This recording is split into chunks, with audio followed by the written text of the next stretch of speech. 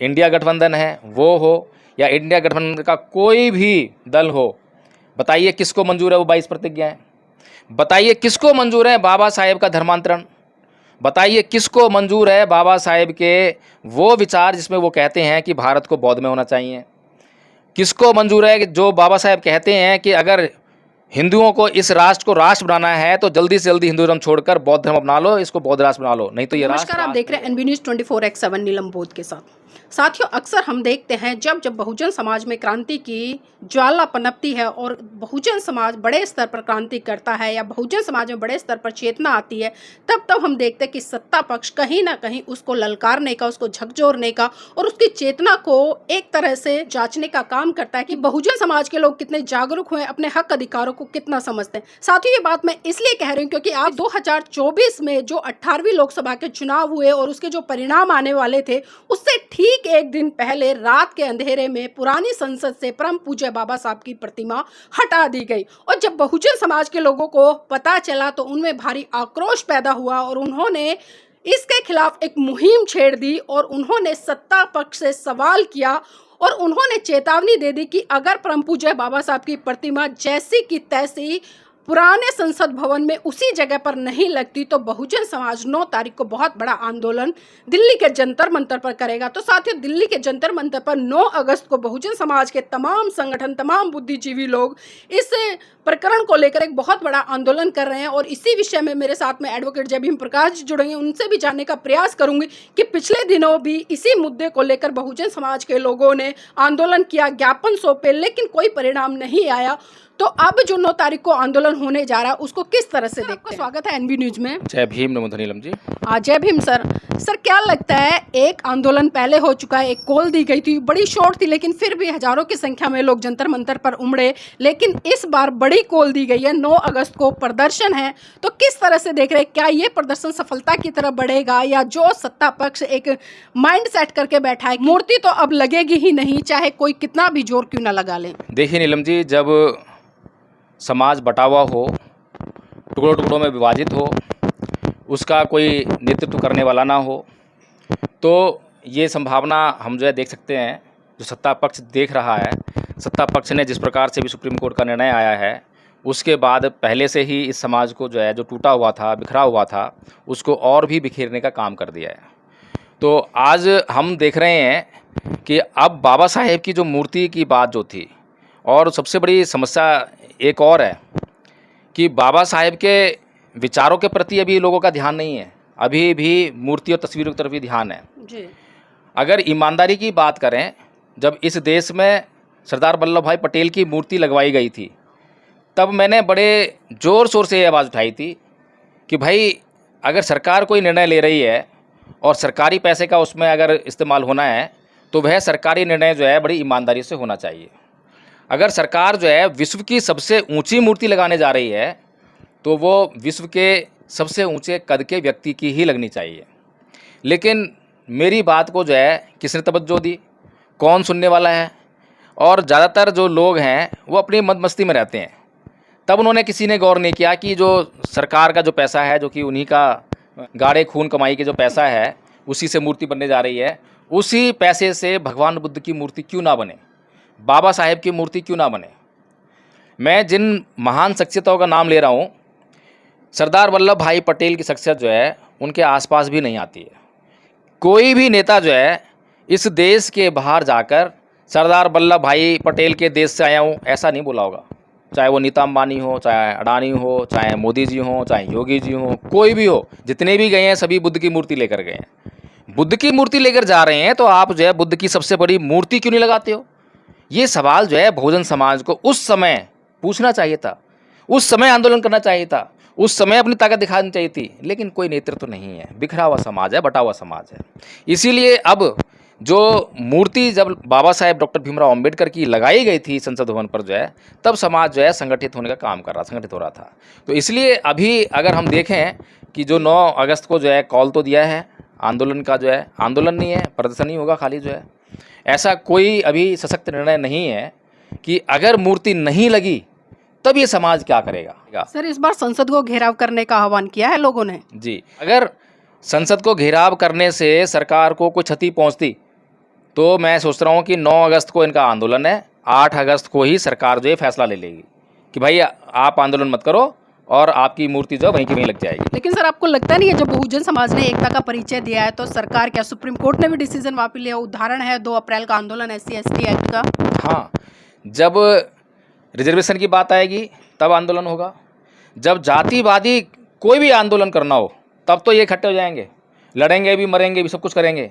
लेकिन जब इनके लिए जो है महान पुरुषों का जो मार्गदर्शन है, जब उसको अपनाने की बात आएगी, उनके विचारों को अपनाने की बात आएगी, तब ये समाज कहीं दिखाई नहीं देता। आज मैं यही कह रहा हूँ कि बाबा साहेब डॉक्टर भीमराव अम्बेडकर की पुरानी पार्लियामेंट से मूर्ति हटाई गई है, तो मांगे क्या होनी चाहिए? और अभी मांग क्या है बहुजन समाज की? अब मांग क्या होनी चाहिए? पहली बात तो यह है कि बाबा साहेब की जो है जहाँ पर मूर्ति थी वहीं पर लगी रहनी चाहिए, यानी कि वहीं पर जो है उसकी पुनर्स्थापना होनी चाहिए। यही तो मांग है ना सर? जी, पहली मांग तो ठीक है, ये बात तो ठीक है, लेकिन नई संसद का क्या है? नई संसद के मेन गेट पर बाबा साहेब डॉक्टर भीमराव अम्बेडकर की मूर्ति लगनी चाहिए। सर इसके लिए भी लगातार जब संसद भवन का निर्माण किया जा रहा था बहुजन समाज के तमाम संगठनों ने आंदोलन किया, लेकिन विडंबना है कि आज तक मूर्ति स्थापित नहीं हो पाई। लेकिन हम देख रहे हैं कि उसके विपरीत जो सिंबल है वो स्थापित कर दिया गया। जी, सिर्फ एक मूर्ति की बात नहीं है, कदम कदम पर जो है संविधान को नष्ट किया जा रहा है, कदम कदम पर जो है लोकतंत्र को हर रोज चैलेंज मिल रहा है, चुनौतियाँ मिल रही हैं। तो समाज केवल जो है मूर्तियों में फंसा हुआ है ना, विचारों में नहीं फंसा हुआ, मूर्तियों में फंसा हुआ, तस्वीरों में फंसा हुआ है। मैं ये कह रहा हूँ कि मांग अब जो है नई संसद की भी होनी चाहिए, वहाँ भी मूर्ति चाहिए और वहाँ भी मूर्ति चाहिए, और वहाँ पर खाली बाबा साहेब मूर्ति नहीं चाहिए, वहाँ पर जो है भगवान बुद्ध की मूर्ति भी चाहिए, क्योंकि राष्ट्रपति भवन में भगवान बुद्ध विराजमान है और भगवान बुद्ध इस देश को विश्व गुरु बनाने का दर्जा जो है भगवान बुद्ध को जाता है, तो भगवान बुद्ध की मूर्ति वहाँ लगनी चाहिए। या फिर ये सरकार बता दे, ये सरकार बता दे कि विश्व गुरु जो है इस देश को किसके नाते कहा जाता है, बता दे किसके नाते कहा जाता है। तो कुल मिलाकर कहने का मतलब यही है नीलम जी कि आंदोलन कर रहे हैं, बहुत अच्छी बात है, हम भी उसमें शामिल होंगे, हम भी सपोर्ट कर रहे हैं, क्योंकि हमारी भी इच्छा है कि बाबा साहब डॉक्टर भीमराव अम्बेडकर की मूर्ति लगे। लेकिन मांग जो है केवल एक नहीं, और आंदोलन रुकना नहीं चाहिए, आंदोलन को पूरी योजना मिलनी चाहिए कि अगर सरकार जो है इस दिन के बाद हमारी बात नहीं मानती तो अगला कदम क्या होगा, तो उसके बाद क्या होगा, हर बात की एक योजना तैयार होनी चाहिए। लेकिन समस्या यही है नीलम जी कि अधिकतर जो लोग हैं वो निजी स्वार्थों में लिप्त दिखाई देते हैं। आंदोलन इसलिए करते हैं ताकि उनको राजनीति करने का मौका मिल सके, किसी को MLA बनना है, किसी को सांसद बनना है और किसी को कुछ करना है। तो सर ये बात तो आपने सही कही है कि भाई किसी को कुछ ना कुछ बनना है, राजनीति में जाना। लेकिन सर एक सवाल ये भी उठता है, अभी हमने जिस तरह से लोकसभा के चुनाव हुए और पहला ही सत्र शुरू हुआ, तो जो लोग शपथ लेने के लिए गए बहुजन समाज के नेता, हर व्यक्ति के हाथ में बाबा साहब की तस्वीर भी थी, लगभग हमने देखा जो जागरूक नेता हैं। और लेकिन हमने देखा जो इंडिया गठबंधन है उसमें चाहे हम किसी भी नेता की बात करें, सबके हाथ में संविधान था। लेकिन अभी हम देख रहे हैं कि सिर्फ चंद्रशेखर रावण को छोड़ के जो मूर्ति का प्रकरण है उस पर किसी ने भी आवाज़ नहीं उठाई, पूरा का पूरा इंडिया गठबंधन शांत है। तो इस पर क्या कहेंगे सर? देखिए, बाबा साहब डॉक्टर भीमराव अम्बेडकर जो है सत्ता का रास्ता भी हैं और सत्ता में बाधक भी हैं, दोनों ही बातें हैं। आज अगर सत्ता में स्थापित जो लोग हैं उनको सत्ता से हटाना है तो उनके लिए वो एक मार्ग है, साधन है कि बाबा साहेब का संविधान हाथ में लेंगे, बाबा साहेब की जय बोलेंगे, उनका साथ लेकर जो है वो सत्ता में जो लोग विराजमान हैं उनको उठाने का काम करेंगे। और अभी पिछले लोकसभा चुनाव में जो है देखा भी गया। लेकिन वही बाबा साहेब जब 22 प्रतिज्ञाएँ देते हैं तो लोग चुभते भी हैं। अब कौन सा ऐसा दल है, चाहे वो जो इंडिया गठबंधन है वो हो या इंडिया गठबंधन का कोई भी दल हो, बताइए किसको मंजूर है वो 22 प्रतिज्ञाएँ? बताइए किसको मंजूर है बाबा साहेब का धर्मांतरण? बताइए किसको मंजूर है बाबा साहेब के वो विचार जिसमें वो कहते हैं कि भारत को बौद्ध में होना चाहिए? किसको मंजूर है कि जो बाबा साहेब कहते हैं कि अगर हिंदुओं को इस राष्ट्र को राष्ट्र बनाना है तो जल्दी से जल्दी हिंदू धर्म छोड़कर बौद्ध धर्म अपना लो, इसको बौद्ध राष्ट्र बना लो, नहीं तो ये राष्ट्र नहीं रहेगा। आज हमने बांग्लादेश को देखा, बांग्लादेश में क्या हो रहा है। बांग्लादेश में जो तख्ता पलट हुआ है वो कट्टरपंथियों के द्वारा किया गया है। बड़ा इंपॉर्टेंट शब्द है ये, कट्टरपंथी, बहुत इंपॉर्टेंट शब्द है। मतलब इनडायरेक्ट रूप से कह रहे हैं कि ये हालत मोदी जी की भी होने वाली है। नहीं, मैं ये नहीं कह रहा हूँ, मैं कुछ और कह रहा हूँ। जहाँ जहाँ कट्टरपंथ है वहाँ सुख नहीं है, वहाँ दुख ही दुख है। आप चाहे तालिबान को देख लो अफगानिस्तान में, या कहीं पर भी देख लो, जहाँ कट्टरता है वहाँ पर आपको जो है सुख नहीं है, शांति नहीं है। भारत के अंदर जो हिंदू धर्म है उसमें कट्टरता है, मुस्लिम धर्म है उसमें कट्टरता है। बाबा साहेब पागल नहीं है। बाबा साहेब इस देश के लोगों का भला चाहते हैं। बाबा साहेब केवल अपनी जाति का भला नहीं चाहते हैं। इसीलिए बाबा साहेब ने जो है, चाहे वो भारत की मुद्रा हो, रुपए पैसे जो है उस पर जो है आप जो चिन्ह देखेंगे उसमें जो है भगवान बुद्ध का आपको धम्म दिखाई देगा। राष्ट्रपति भवन हो, भगवान बुद्ध दिखाई देंगे। आपको जितने भी राष्ट्रीय चिन्ह हैं उन सब में जो है भगवान बुद्ध का धम्म आपको जो है स्थापित होता दिखाई देगा। तो बाबा साहेब जो है इस देश के लोगों को इतना बढ़िया संदेश दे रहे हैं और संविधान में ये भी कह रहे हैं कि आपको एकदम डिसीजन लेने की जरूरत नहीं है, आप धीरे धीरे जो है आप अपना जो है आत्म आकलन कीजिए, आत्मचिंतन कीजिए, और जब आप जो है समझ जाएं, जानकारी हो जाए कि बौद्ध धर्म में क्या गुण है तो आप उसको अपना लीजिए। लेकिन समस्या तो इस देश की जनता नहीं है, समस्या इस देश के नेता हैं। इस देश के नेता समस्या हैं, क्योंकि वो लोग जो है बौद्ध धर्म की बात नहीं करते, वो लोग बौद्ध धर्म की बात नहीं करना चाहते। अगर इस देश के नेता जो हैं बौद्ध धर्म की बात करने लग जाएं, भगवान बुद्ध की बात तो करते हैं लेकिन बौद्ध धर्म की बात नहीं करते हैं, भगवान बुद्ध के धम्म की बात नहीं करते हैं। अगर इस देश के मोदी जी जिस प्रकार से बाहर जाकर बुद्ध की बात करते हैं उसी प्रकार भीतर आकर बौद्ध धर्म की बात करें, बुद्ध पूर्णिमा का सेलिब्रेशन करने लगें, धम्मचक्र प्रवर्तन दिवस पे अपना सेलिब्रेशन करें, और भी जो अन्य पर्व हैं बौद्धों के उस पर बढ़ चढ़ कर सेलिब्रेशन करें, उसको टीवी और मीडिया के माध्यम से जो दिखाने का काम करें, तो इस देश के लोग जो हैं बौद्ध धर्म की तरफ बढ़ने लगेंगे। सर, एक सवाल और लेना चाहूँगी आपसे जाते जाते, क्योंकि हम बात कर रहे हैं 9 अगस्त को जो प्रदर्शन होने वाला है बहुजन समाज के लोगों का। अभी हमने पिछले दिनों देखा जिस तरह से लोकसभा के चुनाव भी हुए, और अगर हम इंडिया गठबंधन में एक जो पक्ष है जिसे कि समाजवादी पार्टी कहा जाता है, उसके जो मुखिया हैं अखिलेश यादव जी, जब उन्होंने जनता से वोट मांगा तो पीडीए के आधार पे मांगा, पिछड़ा दलित अल्पसंख्यक। लेकिन अभी हमने देखा कि जो विधानसभा में प्रतिपक्ष का नेता चुनने की बारी आई तो उन्होंने मात्र जो 2 सांसद कहें, हम 2 सांसद हैं जो ब्राह्मण हैं, जबकि अगर सबसे ज़्यादा संख्या में देखे गए तो मुस्लिम समाज के नेता, लेकिन मुस्लिमों का प्रतिनिधित्व ना देकर, क्योंकि जो उनका कॉन्सेप्ट था पीडीए का वो तो मतलब फेल हो गया, और उन्होंने एक ब्राह्मण को प्रतिपक्ष का नेता मतलब एक तरह से घोषित कर दिया। तो इस तरह से सर क्या लगता है कि ऐसे लोग बाबा साहब की मूर्ति को स्थापित करने में या संविधान को बचाने में, बाबा साहब के सिद्धांतों को स्थापित करने में कहीं ना कहीं जो दोहरे मुखड़े उनका इस्तेमाल करते हैं? देखिए नीलम जी, इस देश में अगर मैं देखूं कि जो बाबा साहेब की विचारधारा है वो बहुत एक तरह से मुहाने पे खड़ी है, बिल्कुल फैलने के मुहाने पर। बहुजन समाज पार्टी ने अपना पूरा जोर लगा दिया और उसने बौद्ध धर्म का खूब जोर शोर से प्रचार प्रसार किया। बहुजन समाज पार्टी के विचारधारा के साथ में अखिलेश कुमार यादव जी के पिताजी मुलायम सिंह यादव जी काफ़ी लंबे समय तक रहे। ऐसा नहीं है कि उनको बहुजन समाज पार्टी की विचारधारा न पता हो, उनको बौद्ध धर्म न पता हो, उनको पाखंड अंधविश्वास के बारे में न पता हो, उनको हिंदू धर्म की बुराइयों के बारे में न पता हो, सब कुछ पता है, सब कुछ पता है।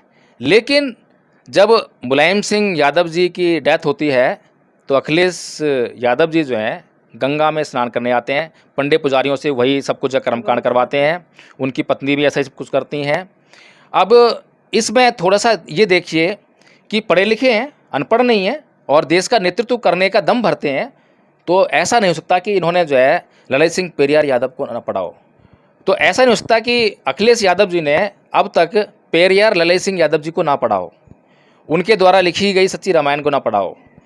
सुप्रीम कोर्ट तक जाकर जो है किस प्रकार से पेरियार ललित सिंह यादव जी ने, जिस समाज से अखिलेश कुमार यादव जी हैं उन्हीं के समाज के व्यक्ति ने, महानतम व्यक्ति जिसकी बहुजन समाज पूजा करता है, उस व्यक्ति ने सुप्रीम कोर्ट तक जाकर जो है किस प्रकार से जीत हासिल करी। यादव समाज के लिए वो कितनी बड़ी गौरव गाथा है।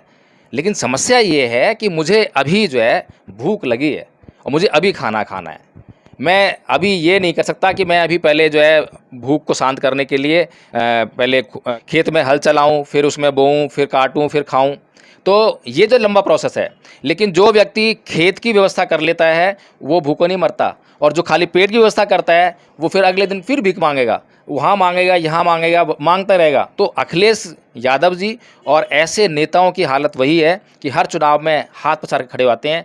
कभी चमारों से वोट मांगेंगे, कभी यादव से वोट मांगेंगे, कभी वाल्मीकि से वोट मांगेंगे। हर समाज के आगे कुछ ना कुछ प्रलोभन देंगे, कभी पीडीए बनाएंगे, कभी कुछ करेंगे। उनको खाली उस समय वोट चाहिए, उन्हें इस देश की व्यवस्था से कोई लेना देना नहीं है, उन्हें उन लोगों की जो व्यवस्था है उससे कोई लेना देना नहीं है कि उनके भीतर कितना अंधविश्वास है, कितना पाखंड है। यादव समाज जो है अंधविश्वास पाखंड का शिकार होकर जो है कितने दुर्गति गति को प्राप्त हो रहा है, किस गति में जाएगा, इसका ब्राह्मण लोग जो है किस प्रकार से फ़ायदा उठाएंगे, कैसे षड्यंत्र रचे जाएंगे, इस बात से कोई मतलब नहीं है। और आज नीलम जी मैं एक बात बता दूं कि बहुजन समाज पार्टी ने जो ये अभियान चलाया, उसके बाद जो है बहुत सारे ओबीसी के जो जातियां हैं वो बौद्ध धर्म की तरफ प्रवृत्त हुई हैं। पटेल समाज जो है बहुत बड़े पैमाने पर जो है निकल कर बाहर आया और बहुत बड़े पैमाने पर जो है बौद्ध धर्म को अपनाने का काम किया है। बहुत लोग मिले हमें जो है। यादव समाज में भी बहुत सारे लोग जो हैं बौद्ध धर्म को अपना रहे हैं।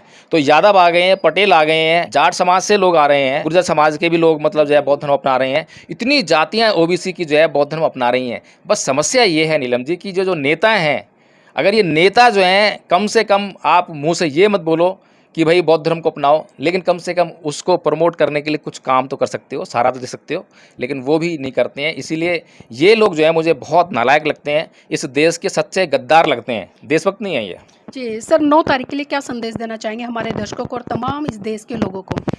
9 तारीख के लिए तो नीलम जी मैं इतना ही कहूँगा कि ये मामला जो है, जो बाबा साहेब हैं वो किसी एक समाज के नहीं है, पूरे देश के हैं, पूरे देश की महिलाओं के हैं सबसे पहले, क्योंकि पूरे देश की जो महिलाएं हैं वो सबसे ज़्यादा लोगों की गुलाम थीं। भारत की स्त्रियों के ऊपर सबसे पहले उनके पुरुष जो है उनको गुलाम बनाने का काम करते थे।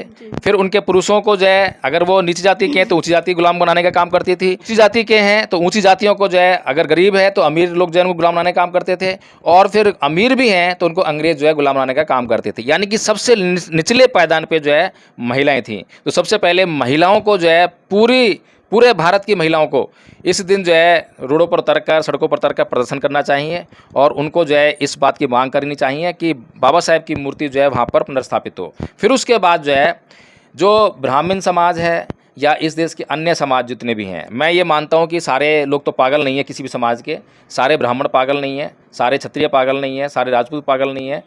उनमें से आधे लोग मुझे लगता है कि मैं समझदार जरूर होंगे, जो ये जानते होंगे कि योग्यता की कदर करनी चाहिए। अगर पूरी दुनिया जो है बाबा साहेब की योग्यता की कदर करती है और उनको बड़े बड़े तमगे मिले हैं और भारत में कोई ऐसी पर्सनालिटी नहीं है जिसको इतना विश्व स्तर पर जो है नाम मिला हो, तो मैं ये समझता हूँ कि कम से कम जो है पूरे देश के, चाहे वो किसी भी जाति का हो, किसी भी वर्ग का हो, इस दिन विरोध प्रदर्शन करना चाहिए। सत्ता पक्ष से जो है ये मांग करनी चाहिए ताकि जितना बड़ा जन सैलाब देश की सड़कों पर दिखाई देगा, उतना ही भारी भरकम असर जो है इस मनुवादी सरकारों पर पड़ेगा और उतना जल्दी ये काम होगा।